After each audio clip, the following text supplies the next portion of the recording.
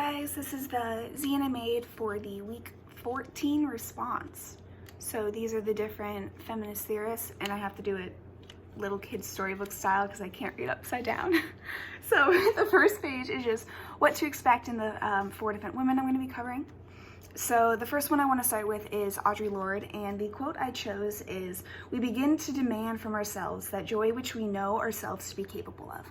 And for her, I chose a feather pen and an ink pot because I got a very poetic vibe from her, and that she was, and everything she was saying.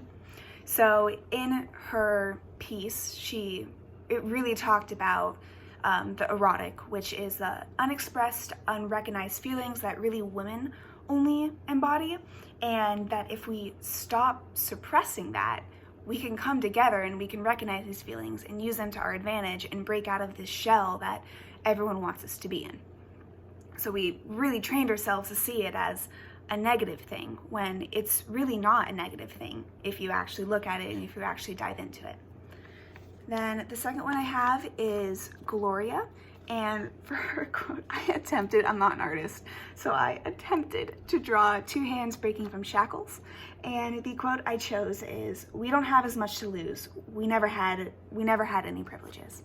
So for Gloria, the main thing I got from her is that she was trying to show and express the fact that people of color and women of color had to fight a battle twice as hard to gain very little from what other people could have experienced and what they did experience during this time. And I just think that she was talking about the power of writing and what she felt inside and how that allowed her to find a reason to live, essentially, and it allowed her a chance to revolt and to show the core of a person instead of just bones and muscle and everything that makes a physical being. She wanted to show more of it, and how if we can break away from these stereotypes of what a woman should be and the objectification of women, how we can actually become the people that we want to be. And the third person I chose is Mitsui, and for her quote, I wrote, "I had actually been contributing to my own stereotyping." And again, I'm not an artist, but I drew a little person coming out of the darkness and into the spotlight, like she was talking about throughout her article, and saying that she was contributing to her own stereotyping. She was shutting herself down, and even when she wanted to talk about it and when she brought it up, her invisibility in conversations and the feeling that she wanted to change and she wanted to do something about it, she was immediately shut down.